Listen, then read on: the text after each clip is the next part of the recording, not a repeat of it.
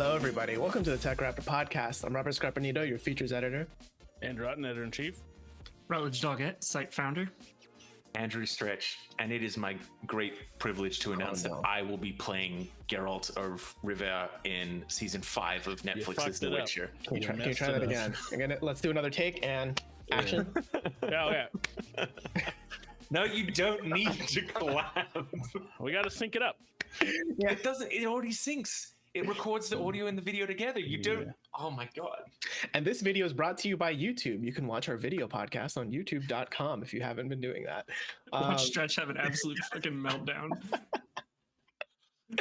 I hope that this episode gets desync just to fuck with you. The more with every time we clap, it's like a millisecond off. Like it just slowly separates, right? A little bit of a delay.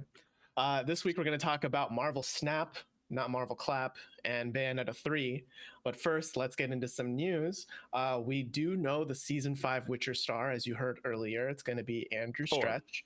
No, season 5 is Stretch. Okay. Yes, yeah. They're building their way up to me. Right, because it's Henry at the top, and then you're going down to Liam Hemsworth, and then further down to Stretch. It's like easing us in. Bottom, baby. And then season 6 is Chris Pratt. There you go.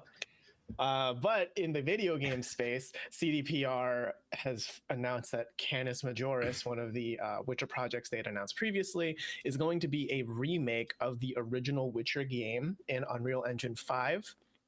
And it's going to be spearheaded by Fool's Theory, which is a Polish studio that's also helped out with a bunch of other projects like Baldur's Gate 3, Outriders, Senua's Sacrifice.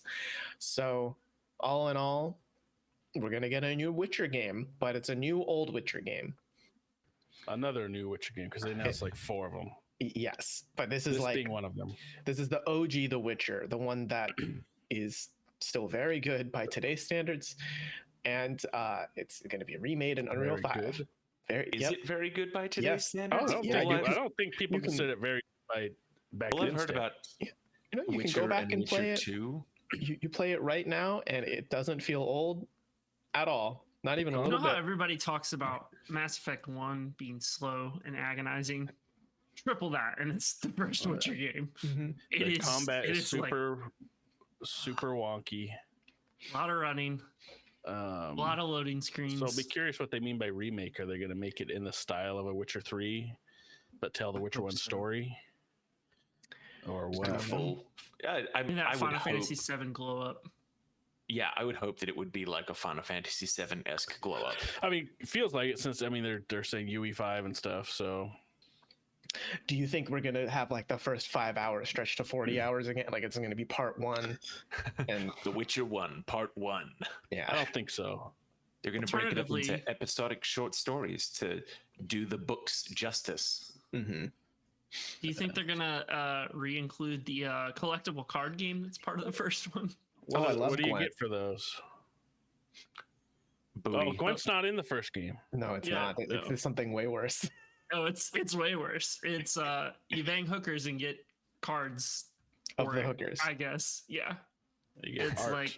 You get art. You gotta give it the correct reverence. It's art. If I remember, it's been like a long time since I've played. I think the cards are pretty risque too.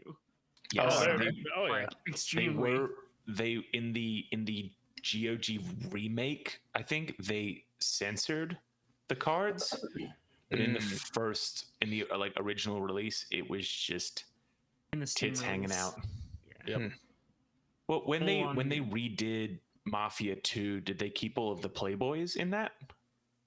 I didn't even know there were Playboys in that. Oh yeah, that was the big collectible, is that you could collect Playboy magazines, and they were like true Playboy centerfolds of the time. Yeah, because that's the thing that historically you're gonna put investment in. Mm-hmm. Yeah, I could see them. I mean, what Bayonetta now has a "Do you want to toggle nudity or not?" You know, they just make it a flip. Yeah, I mean, I think it's totally cool to include it. It's just you've got to give players the option, or and they may remove it just. What kind of fucking prudes are we? Who gives a shit if there's nudity? Like, you got to think about like younger kids playing potentially I guess, too. But it's but it's rated M for fucking parent. Yeah, it's rated they may M for want to bump it mature down and to a titties. T. No, It's I a want T my Game of rating. Thrones. I want two versions. I want the no nudity Game of Thrones, and I want the true Game of Thrones experience. Right? So you want one season of Game of Yeah, Thrones? so that's maybe it's just there's no that's stupid. Just keep it in there if you want it. If you don't. Who gives a shit? Yeah. I mean, either way, I think the bigger problem is going to be more: are they going to make the game fun? Right? Yes. Like, yeah, that's a bigger question with the remake than will there be titties on the cards or not? I mean, I think they've had a pretty good ascension of combat. Like, so the first one had the Swords, ranking on the freaking word. Well, it had the swords. It had magic, potions and tonics. Yeah. titties. And then the second one kind of refined that, and then the third one made it really simple. So I mean, I think if they keep the third version's combat and kind of bring that to the first one, and maybe make it less painful to play through from start to finish, Just a whole bunch of quality of life changes. Give us a little bit more of an open world, because it was kind of linear with some branching. Well, I don't think that's necessarily a problem if they keep it that way. Just spruce it up some. Not every game needs to be open world. I agree. We want Geralt of Rivia, the corridor shooter. Yes. Let's do it. Yeah. We need the Final Fantasy 13 of Witcher games. Yeah. All hallways all the time. Yeah, just one long Some hallway. dude's got a little roach in Actually, his afro. let's just scrap this remake.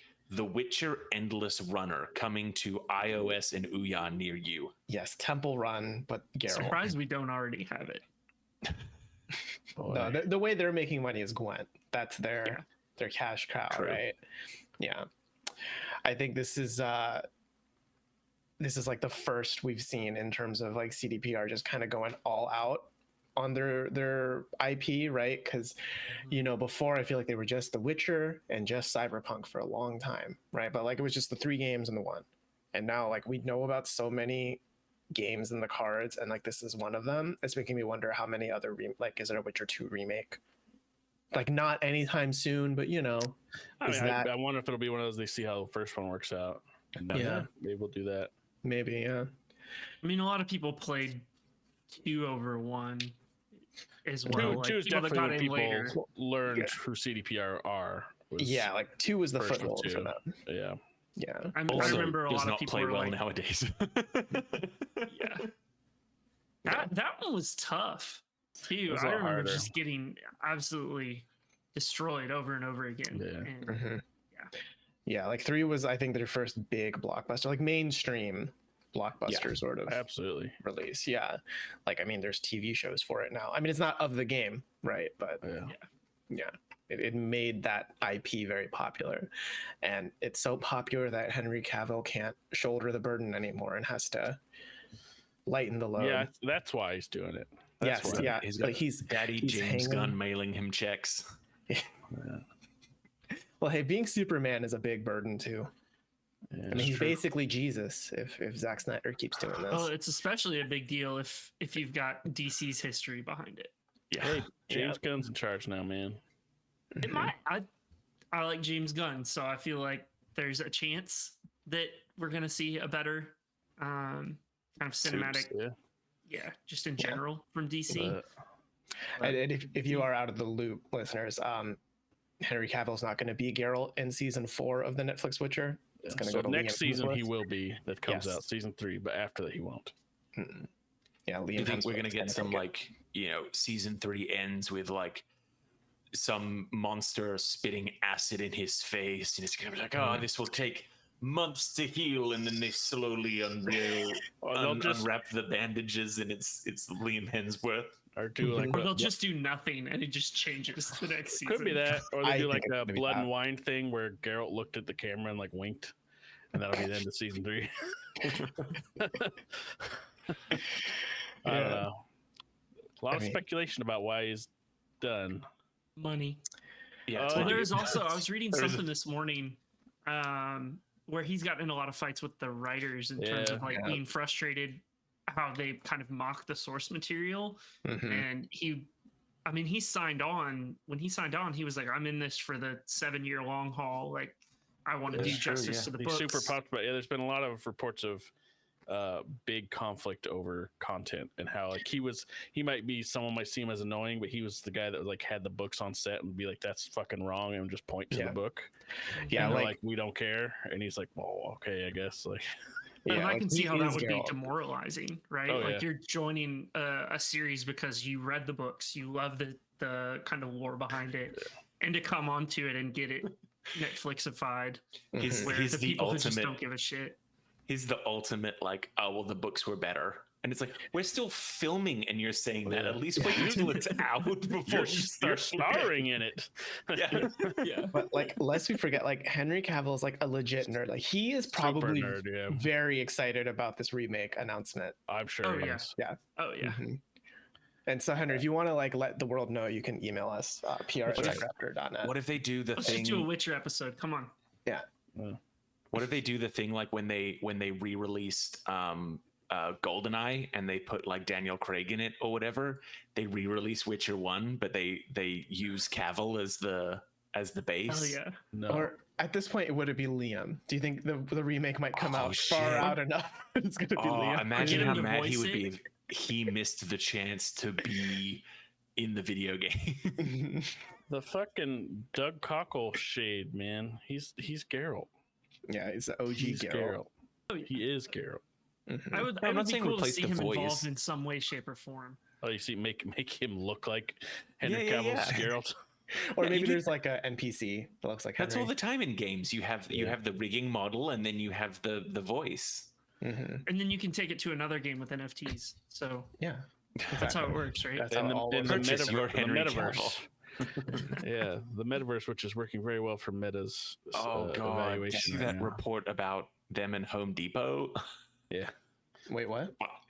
Yeah, that with all of the lack of consumer confidence and how much money has been sunk in, Meta as a corporate entity is worth less than Home Depot currently. Oh, amazing. Which like I Home didn't Depot know. is still like in top Still 15, super top 20 valuable, on So, like like, on the Forbes 500. But fake still, home? Real home. that's it. They got into the wrong market. What a bunch Yeah. of idiots. Yeah, now they need to start making real. It's kind of home. like the difference between fake money and real money. Cryptocurrency, real money. real currency. NFTs, real art. Weird. I mean, what Activision's been getting fucky with that as well, with how expensive the microtransactions and charms are. That you Yeah, can that you can get a real life charm cheaper than Yeah. one in the game. than the I saw digital that. equivalent. Mm-hmm. It's insane. Yeah, like all of this fake art is just costing so much. Like I'm wondering if we're reaching a singularity point with that too, where it's like gonna just Maybe just time Crashed. to burn the internet down. could be. I hope so. Yeah, maybe Meta will lead the charge in that. It's just so bad it puts everyone off it. Mhm. Like it starts a fire so big that we can't stop it anymore. I'm going back to writing letters. Yeah, get your TechRaptor newsletter mailed to you daily. Yeah, snail mailed to you. It'll cost 40 cents a day. In other news, the co-founders of Rocksteady, you might know them from the Arkham games, like The Arkham good Asylum, Arkham games. The good Arkham ones, yeah. City, Arkham Knight, not Arkham Origins. The two co-founders of it, Jamie Walker and Sefton Hill, have announced that they will be leaving the company, and this is not out of any ill will or negative feelings or anything. It's just more time to move on to new adventures, so you can catch them within a year announcing their new studio of some kind. maybe. Yeah. Which is purely speculation, but like, come on, two of the most important people from your studio leave And from together. an extremely successful franchise. Yeah. Yeah, and I mean, they're saying they will, quote, begin a new adventure in gaming. So, I mean, They're creating their own Yeah. metaverse.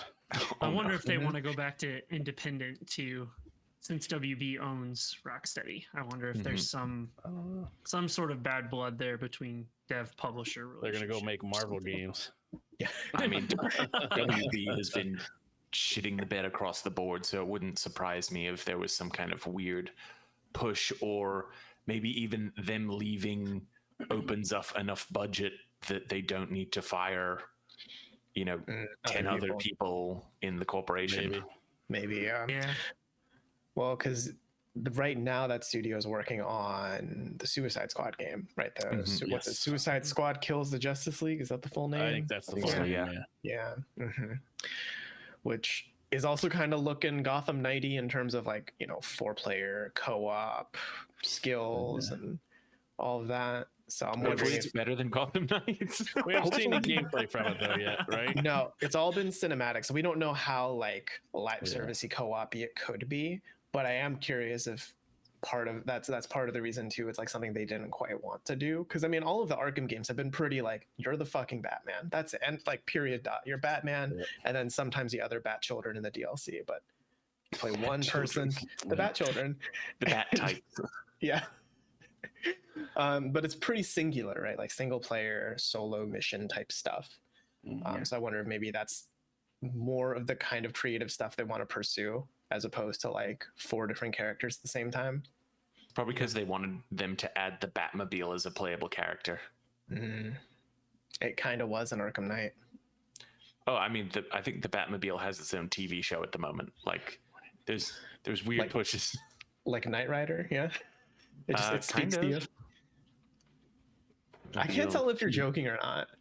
I'm not. I'm really not. Okay, because I know there's like that Pennyworth show, the Alfred Pennyworth show. There's that. And there was Gotham. There's Penguin. Penguin coming, Yeah. Bat Wheels. That's it. Bat Wheels. The TV show Bat Wheels, where everyone looks like Cars characters. Sweet. I hate that. Coming this fall to HBO Max. I really hate that. Why did we need this? Are they bringing Larry the Cable Guy to play like a Mater type? Let me see if there's any noticeable voice talent. He's Commissioner Gordon. Well, I'm sure that these are all. So there's a bat computer, but there's also a bad computer, and the bad computer is voiced by Sun-Won Cho. Oh, good for him. Tom Kenny's in it. Oh, Sun-Won Cho is also the Riddler. Oh, he'd be a good Riddler, I feel like. Yeah. Huh. But yeah. Interesting. Bat Wheels. Wait, does that mean the Riddler's a car? Is it like the Riddler's car? No, I think there's. Yeah. It would be like the Riddler's car. But there is like the actual human characters as well. Like Batman's there, but the story focuses on his car, and it has like eyes on its windshield. Can it drive by itself? I mean, it already can. That's not even. It doesn't need like, to be. Here's a different question: is it sentient?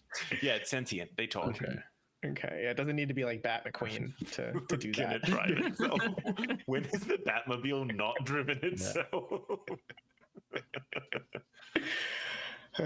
But yeah, it's interesting to see these co-founders leaving Rocksteady.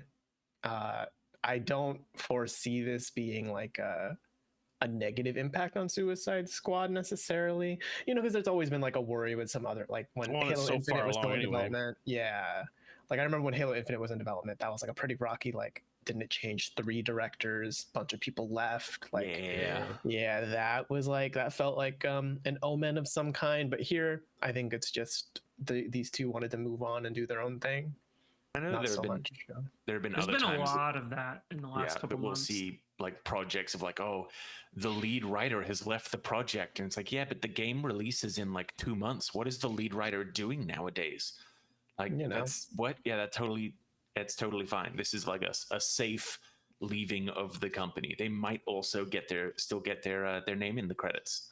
Well, because they're not leaving until the end of the year, even, right? Like, still got 2 months or so. Yeah. I think it'll be. I don't know. I'm curious about what the Suicide Squad game is going to be like, because like you said earlier, Otten, right? We haven't even seen much of it really, like in terms of game, right?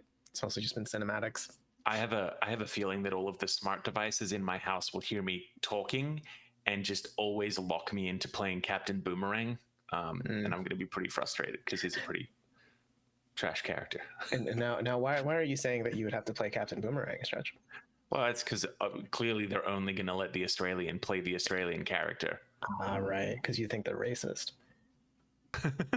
Well, I don't think it's Is that racist? I don't know. It's not a race. Well, you guys are different enough to be Stereotypical.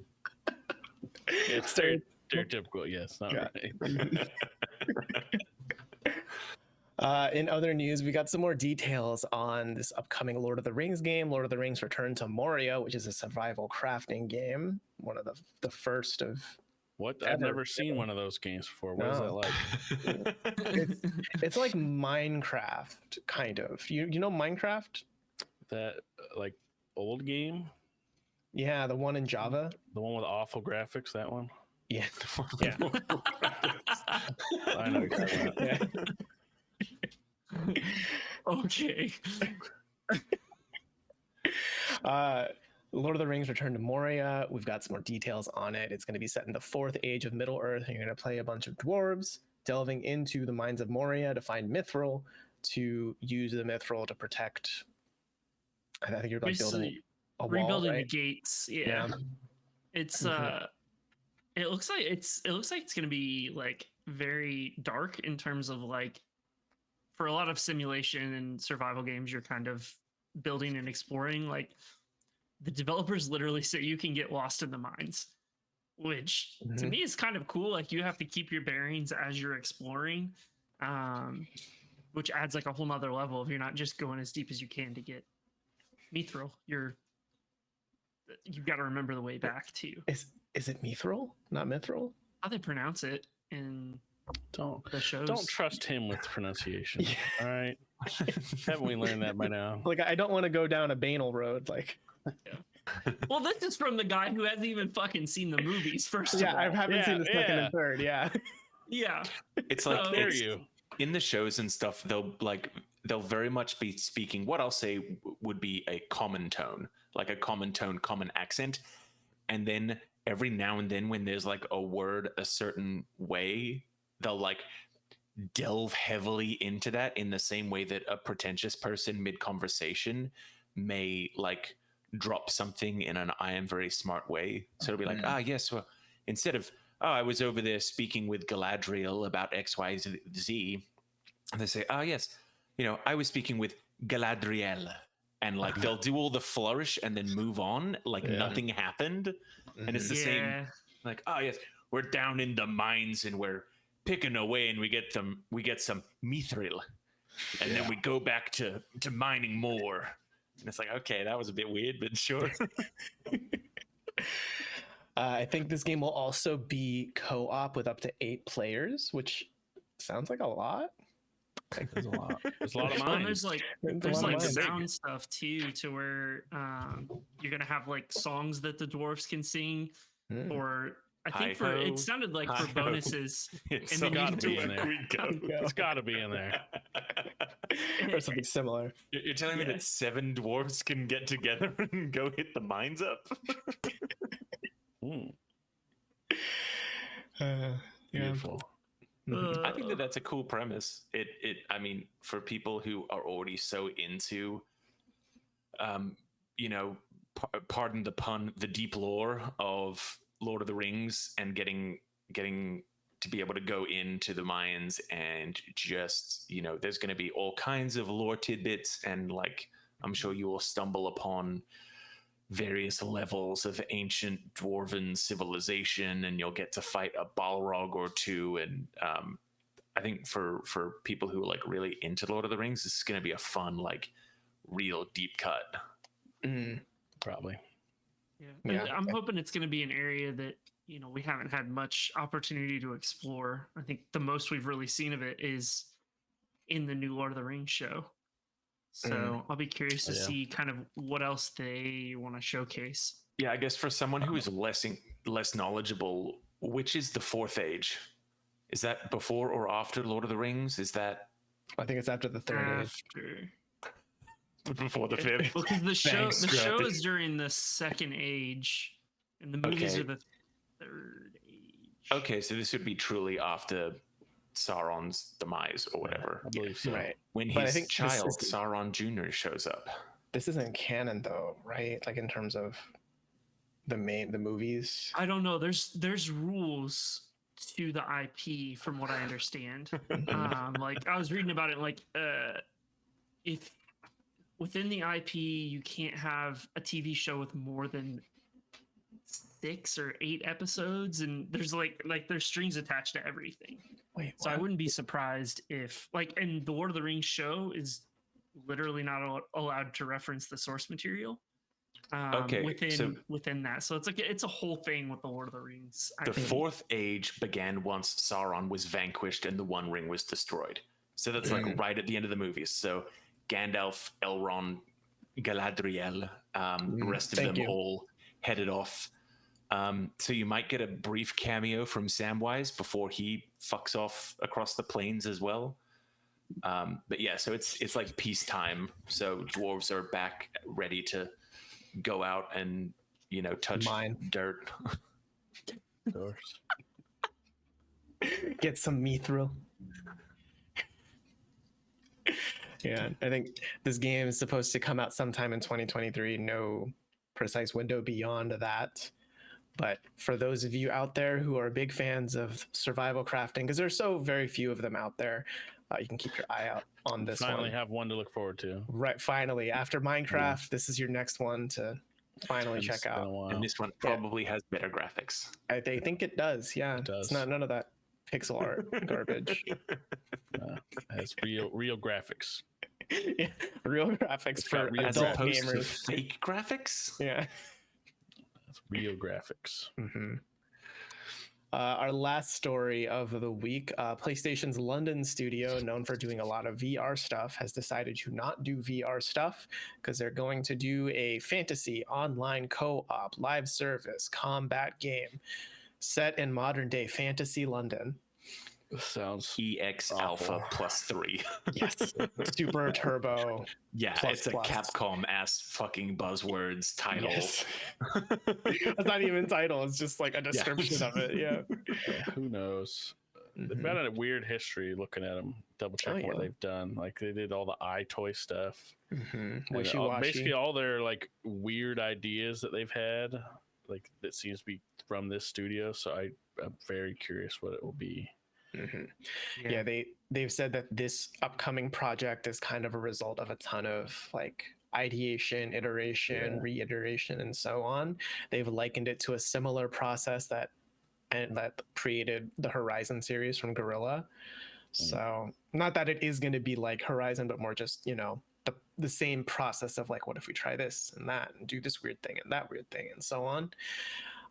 So all I can expect is that it's going to be really like off the wall, kind of unexpected, out of the blue sort of thing. Should be, yeah. Like, 'cause they've done all kinds of, like with that one, was it Wonder Book or whatever, that weird book thing, like the move controllers, things like that. So I wonder what that means for them. If it's not going to be a VR game, and seemingly everything they've worked on is either some kind of motion control or VR thing. It's weird. Yeah, I mean, if it's going to be like live service co-op, like I can't help but think of like it's the kind of game that's going to have dailies of some kind, or you know, Destiny. Like, something Destiny-esque, or like, you know, you're trying to make your numbers go up by getting the right gear or something like that. I mean, with Bungie, that's probably helped them with a lot of their research for something like this. I know didn't they announce that there was some report that came out that Sony was working on like 4 or 5 live servicey projects, because they don't really have anything. And now that they own Destiny, they do. But since before that, they didn't have anything. Really. But they want to have like, didn't they say like 6 or 7 by 2030 or something like that? Yeah, something crazy. Well, now Xbox is talking about wanting their own Genshin Impact too. That's got to be something like a self-cannibalizing market, right? If you have 6 or 7 games that you're wanting people to be logging on daily and weekly to complete whatever, like there's going to be some that just get dropped in 3 months or something. Yeah, sure. That's why I think like with Sony, that's why they have so many going. It's like, well, we're gambling and hoping one sticks. I think this is like a shotgun approach, and then by 2035 they'll be like, okay, this is the 1 or 2 that's like the most successful, so these are the 1 or 2 we're gonna really build on. That'd be my guess. That's what I assumed when I heard it. I was like, oh, okay, they're just really hoping one of these will take off. Please work. I mean, it makes sense. One Like, will probably pay for the rest. yeah, because I feel like live service games are the ones that have had so many fall by the wayside. Like Wild Stars, wasn't that one? Or like that weird furry MMO, right? That was a long time ago. Yeah, like, WildStar was one. Yeah. That one had potential too. That potential, and then There's didn't. been all kinds of MMOs that have Secret fallen by the World. wayside. Yeah. Like Battleborn. Battleborn. Yeah, Yeah, that was the Overwatch. tried to okay. be Overwatch. Yeah. Yeah. Outriders. No, They stole stuff for that. They're still DLC. putting out content, but when do you ever hear about Outriders? Never. Yeah. Never. It's Yeah. not like Destiny where it's like hard to take 10 steps on the internet and not see something related to what's going on. Avengers, right? So there's a lot of potential. Moved on from that as fast as you possibly could. Oh, like Anthem? That Anthem game? That one just full on died. Right. Yeah. So that's kind of the point, right? Is that maybe that's what Sony's trying to do here is like they know they're like of the ones they make, there's going to be one that might end up like Anthem, one that might end up like Avengers, but the one or two that end up being successful, that's the moneymaker. Yep. We'll see. Yeah, and I guess they do have Genshin as well, like not first party, but it's at least exclusive for their console. Yeah. And I mean, now that they own Bungie, I imagine they're probably making more money off of that, even though it's multi-platform, you know, like Yeah. it's all going to Daddy Sony now. Multi-platform for now. Yeah. Yeah, I can't wait for like when Call of Duty 24 or whatever comes out and it's not on PlayStation. They're like, fine, we're pulling the plug on our Xbox servers. Fuck you guys. Destiny 2 expansion for PlayStation only. God. I mean, they've been doing that since the launch of the first Destiny. Yeah. Yeah, Exclusive stuff, true. yeah. I mean, they did that with Call of Duty like literally a year or two ago, right? Like exclusive, and like timed. And in fairness, Xbox did the same for the 360 era. It's like It's none weird. of what It's is when whoever's happening. on top like takes advantage of it. Weird. Yeah, right. And now Xbox just owns Call of Duty, or will own probably. And Call now of we're in a Duty. slap fight over it, and it's like Yeah, you do we'll it see. too. Shit Like, you just both keeps do getting it. weirder and weirder in those arguments. Yes. Of like Sony simultaneously saying any level of exclusivity is bad, but also PlayStation players are the only ones who can disable crossplay in the new Call of Duty, or they have more loadouts to be able to select from. It's like weird, finicky, tiny shit that is exclusive to PlayStation. Yeah, like Sony's As well the as like company. full ass games. Yeah, they're the company that's like exclusivity is bad for the entire industry. Anyway, please look forward to God of War Ragnarok only on PlayStation 5 and 4. Like, you know? Well, remember, they only said it was available on PlayStation 5, and then they had to be checked by their audience. It was like, no, you said 4 and 5. It should have been 5 only. Play has no limits, asterisk. So many asterisks. Yeah. Oh boy. Yeah, I don't know what this live action game is going to be, and I don't know. Like we've been saying, it's a tough market, right? I can't imagine. Like I can't even think of what the next successful live service game is going to, like the brand new one. You know? Yeah. I don't know. We'll just have to look forward to it. Buzzwords aplenty. We'll see if Play has limits on this one, right? I think that's enough for the news this week. I think let's jump in and talk about Marvel Snap. I think, has everyone here been playing Marvel Snap? Yep. Yes. Wow. Okay. Wow. All right. Okay. Us and the rest of the fucking internet. Yeah, it's true. Marvel Snap has been going wild. If you haven't heard of it somehow, it's a card game on mobile, but also PC, right? Yeah, it's on Steam. Yeah, where you get Free to play. Yeah, it's free to play, and you get to collect cards of all of your favorite Marvel superheroes, like Superman, Batman, Green Lantern, the Flash, Dr. Manhattan, Aquaman. Yeah. the Sandman. Yeah, yes, the Neil Gaiman one, right? Yeah. Yeah. Oh, right. Yeah, because there's already. Damn it, that doesn't work with the joke. Hey, Rhett, do you want to talk about Marvel Snap? Because you said that last week you had, what, 400 matches or something? I can't stop playing. Yeah, it started as a toilet game and then just got out of control. So, As in a game you play on the toilet, not a shitty game. Which is which is literally every mobile game. But it's just so simple that, and the games take like 4 or 5 minutes at a time, that it's been something I just keep hitting play, and then 2 hours go by and I go, oh shit. But it's you've got a deck of cards that you pick. There's 3 locations you can drop them on, and each location from match to match is different in terms of the modifiers. So, there's one that gives you extra energy. There's one that fills the entire location with the same card that you just played. So every match is something completely different, not even counting your opponent having a different deck. Yeah. And I think the thing that really has made it take off, other than kind of the really simple but also deep gameplay, is the microtransactions are purely cosmetic.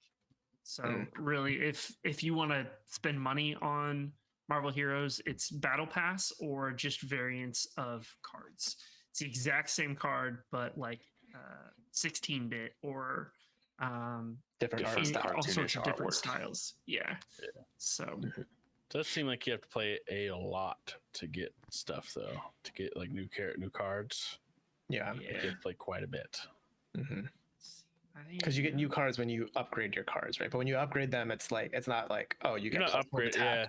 It's more like the art of it. It'll go from to like 3D and then animated. I don't know what's after that. I don't have anything higher. You get gold, like shiny logo, and then I'm not sure what the next one is. Okay, so stuff like that.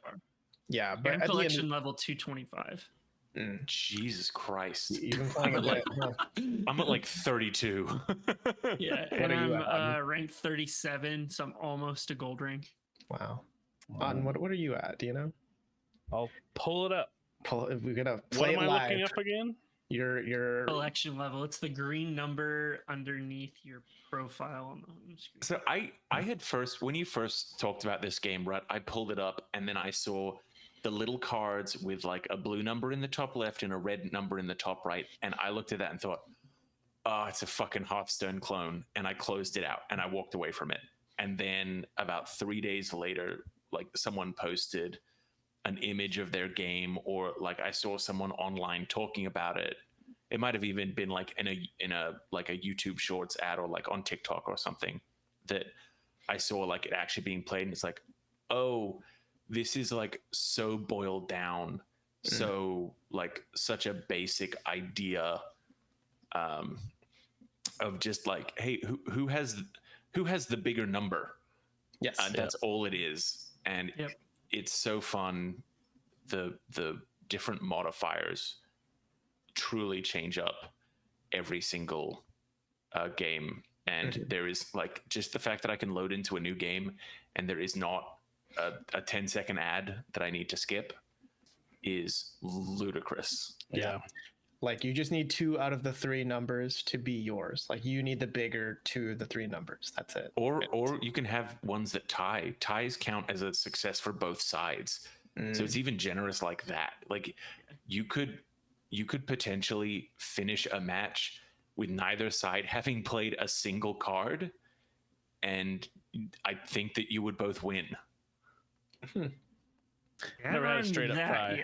I've had it where we're tied like on number of spots won, but then it goes by your overall higher number added together. So I've never had it where you're like straight up completely tied.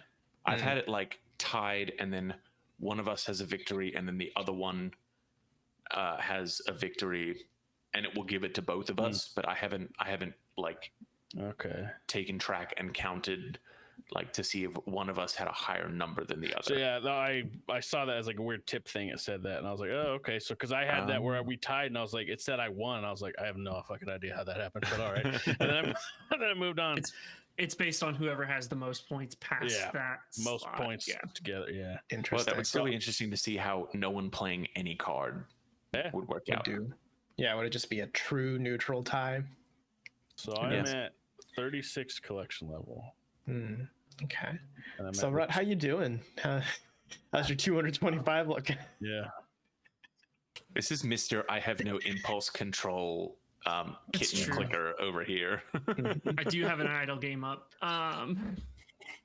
Nice. I can't wait to tell you about this game. I've been building this one game up for so long. I can't wait to tell them about it. No, but I mean, for me, it's just like maybe that'll be what you do on the New Year and podcast. just keep playing. Good. I can't stop. Can't stop snapping. So, yeah. I cannot stop snapping the gamers, and I'm the player that immediately goes in, and one of the mechanics is you snap, where you hit the, I don't remember which one it is. Tesseract at the top. The Tesseract the at the cube. top. And if one person hits at the end of the match, it's worth the match is worth 4 points. If both hit, it's worth 8.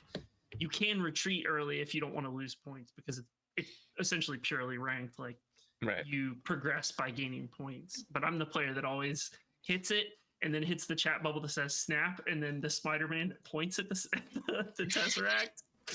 I didn't even know that there was if you played against me, I'm so sorry. If you hit like your avatar, it'll bring up chat options. Right, and then you need to put in the Konami code to be able to chat. But I do that every match, and I saw someone tweet yesterday that's like, those of you that snap before the game even starts, what the fuck is wrong with you? And I was like, you felt called out. So many things. Do you want it alphabetically, baby? Chronologically? Yeah. No, I'm enjoying it. I do like the simplicity of it, and that matches are quick. And I like card games. I hate building decks, and I realize that's part of it. And I'm like, ugh, I don't really want to do it. I don't give a shit about doing that. Right. So I don't really know how much to build. They're very simple decks. Because you only have 20 here, right? Only 20 cards. And there's not, at least, I mean, I'm sure maybe further on there's some cards, but you're not having to really deal with card draw a lot. Like, you're not doing that or certain mana boosting things or whatever. So it's pretty simple. Like, it's really the face value of the card for the most part. There's some that do more that I've seen, but mostly it's just, what the hell does this card do? But I am running into, I'm sure I doubt that I'll play it for too much longer, because I'm going to start running more into, they just have the better cards, or I get like something with like RNG will come in that just fucks you. Like, I had a match where I had the place that gives you the rocks, but I didn't get what Stretch got, where it said they got the bonus power, and all I drew were rocks, and I literally couldn't play any cards. And I was like, well, okay, I guess I lost, because I literally have nothing to do. Yeah, there's nothing, and it's like, that's not fun. Yeah.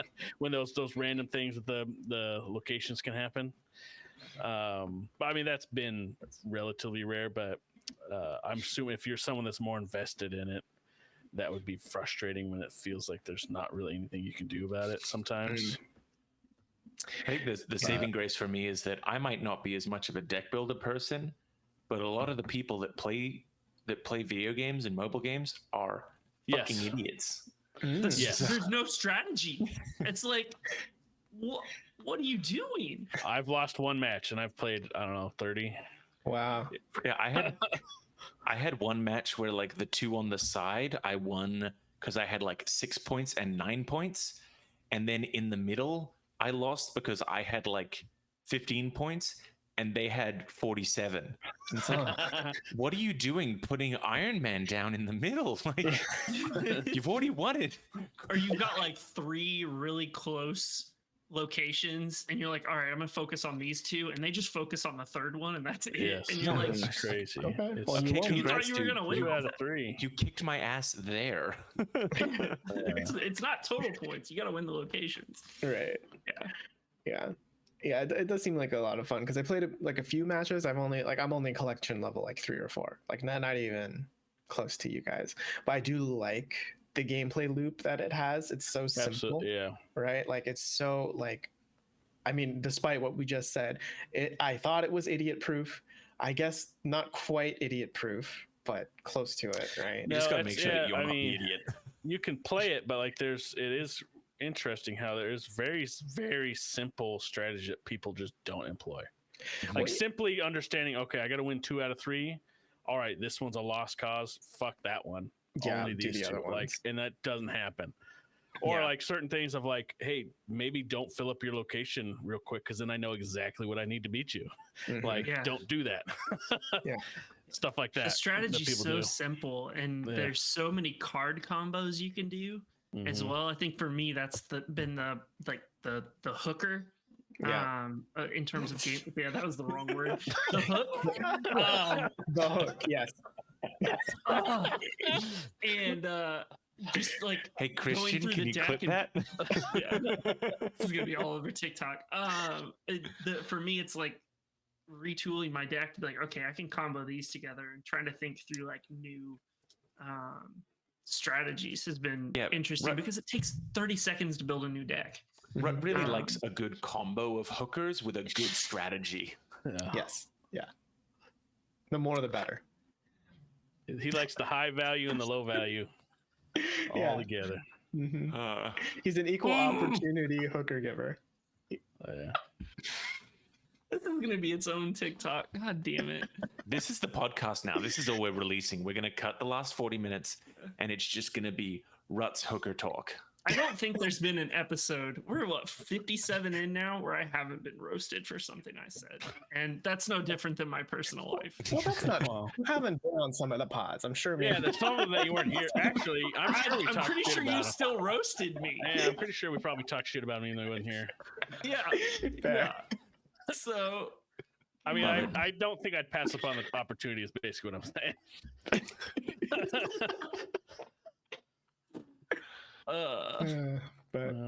That's check out Marvel Snap. Like, you can it's fun. I mean, it's free. It's short. I mean, it's not predatory. That is still the biggest sales point for it. It's like, play it. It's not predatory. Like, even the battle pass is purely cosmetic. Like, you only get variants that you earn from the core gameplay loop of just upgrading cards. So there's no like, oh, if I buy the battle pass, I can beat people faster. It's like, oh no, I just have different variants. Or you do get like extra money, but that's part of the free tier. So it's like, you're really only paying for the cosmetic value, which some of the cosmetics are cool, like some of the effects for the animated ones and stuff, but it's all right. I would also it's say, not like, predatory at all. Even if you're not as big a Marvel fan, the underlying core game, where like this is going to be the start of it, this genre, this I don't even know what you'd want to call it, like zone card battler. Something like It's that. going to be like the tower defense mobile genre that's popped up, where each side has the tower and you're just basically putting cards down to like auto chess, auto battler. Auto battler.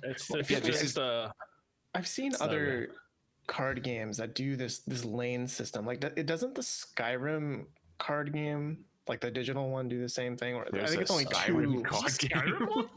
Elder Scrolls, Legends of whatever garbage. The Skyrim one. I haven't played. Got it. Oh, I thought that was more based on Gwent. No, I thought it was like there were lanes in that as well, and you want to like win some of the lanes. So it's similar. Artifact had lanes. Artifact had lanes, and then Dota stopped has having lanes. Yes. The new Artifact game. The new card game from Richard Garfield and Justin Gary, Soulforge Fusion, also has lanes. That's a fun one. I recommend checking that out. Check out our small plug. Richard Garfield's his uncle, and no. Just had to make sure to get his game in there. Right. Disclaimer, right? No, he's not. That was a joke. Yes. Yeah. Speaking of we Dota, would never disclaim. Have you guys ever seen the international stuff that's been going out? The various memes and stuff, the videos that they're doing. Dota that Gaben is doing. Yes. No. They're some of the funniest shit ever. Especially if you know a little bit about Dota, but the fact that like Gabe's doing stuff, it's pretty funny. Like is he knocking on people's doors in Seattle again? No, like they have him do a phone call with Cave Johnson from Portal, and it is J.K. Simmons, and they announced him as an announcer pack for Dota 2. Right. Oh, that's cool. And so they had a video, and he's like, hey, or whatever, it's GFAT, and that's what he's calling himself, Gabe. And like, I don't know, all of them have been fucking brilliant so far with Gabe. They're worth looking at. Okay. All right. We'll look these up. Hell yeah. So I have been playing Bayonetta 3. that came out last Friday. How's the It's voice acting? pretty good. Oh Honestly, boy. I'm not sure I would have noticed if this whole thing didn't blow up, right? Yeah, you know 'Cause what's funny is that we played it, the preview at PAX, didn't notice it. Yeah, Jennifer Hill does a fantastic job. It's not Yeah. like she's trying to own and make her own Bayonetta. She's just kind of faithfully continuing the Bayonetta character into this third one. And this third one also has like it's a multiverse game, as in you go to this Bayonetta and that Bayonetta world and that Bayonetta world, and you see all the other Bayonettas in front of you. So there are multiple versions of them, and they all have slightly different voices as well. So I feel like Jennifer Hill got some good time to just, kind of explore the character, but also the main Bayonetta you play is a pretty good continuation of the Bayonetta you know. As far as gameplay goes, it's more but better. more It's a but platinum bigger. game. That's what all you could want from it, right? More but better for a sequel. Yeah, kind of, right? Like there's, it still feels a lot like Bayonetta 1 and 2, but now you can summon the big demons whenever you want. I'm almost at the end, and I think I have 7 big demons I can summon. Like it definitely feels like a glutton of like too many options, but in a good way. Like, there's so much weird shit you can do in it. Yeah. So when you choose your weapon, when you dash, you transform into something that's related to the weapon. So like your pistols, like the one she normally has, like on all of her limbs, you transform into like a butterfly creature, right? It's kind of As pretty Bayonetta easy. is wont to do. Yes. There's one where it's a giant club, but the handle of the club is like a rifle barrel, like a 50 cal rifle barrel. So she can turn the club around and shoot it like a 50 cal rifle, but then turn it around again and swing it like a club. Fucking video games, man. Aren't they great? It's really great. But then you transform into like a kind of demonic, like, I don't know how to really describe it, like a scaly thing that like runs on like kind of like a gorilla almost, but then like its hands are jetpacks too, so it can like propel forward. It's really hard to describe. No, I think I've seen this Digimon before. Yeah, it's very Digimon. That was great. And this game definitely feels like, it definitely came out after Devil May Cry 5, because there's a bit like, so, in DMC 5, Dante gets like that bike that can turn into, like, he can rip in half, and then like each of the wheels are chainsaws, and he like kind of swings the half a bike around. You guys know what I'm talking about or no? Unfortunately, I haven't played it yet. Yeah, so then he can put them back together and then ride the bike into enemies and then rip them off hard again. And yeah, it's really dumb in like an amazing way. Yeah, Bayonetta has something similar where it's like a giant chainsword, kind of like Warhammer 40k, but it's modeled after a train. So you can swing a handheld train where its wheels are chainsaws at people. And then when you transform into Choo Choo Bayonetta. Like you just turn into a train, but the smokestack at the front is Bayonetta. This is what? Does that like? Is there any like story or lore thing of why a train is suddenly a part of what you are? Is it just they had an idea and they put it in there? I think it's they had an idea and put it in there because you can summon. Because you can summon the big demons, right? So like the pistol big demon is a big, Madama butterfly, right? Is this what I'm looking at? It's like got like a red grill on the front. Yeah, Choo Choo Bayonetta. I was expecting like more demonic looking hair, everything. What? Yeah, you can just turn into that, and then when you summon the demon, it's just a giant demon train, and you just create the track around the battlefield. And then let it go, and it just zips around the battlefield, running into enemies and running them over. Is this? Did they borrow some cocaine from Sonic Team in the creation process? Possibly. I mean, it's shared. Yeah, like this game has a lot of just like the weirdest shit. Like it's extreme in every direction. Like there's nothing middle of the road here. Everything is like either 100% dramatic or 100% campy, 100% horny, 100% ridiculous. Like there's nothing balanced or like middle of the road here. Like one of the like later game demons I've gotten is a clock tower. You just summon a clock tower and it just shoots shit at people, and then like its sides come out and it's like like the shovels from a like a giant compactor as hands, and it just swipes at enemies coming out of a tower. Like, what's wrong with that? Nothing. It's just stupid in like the best way. So that's Bayonetta 3. It's very ridiculous. It's more of what you want. You've sold me on it. I think I'm gonna go buy it. Yeah, it's good stuff. It's just ridiculous. Like, and you remember from like the thing we played at PAX, right?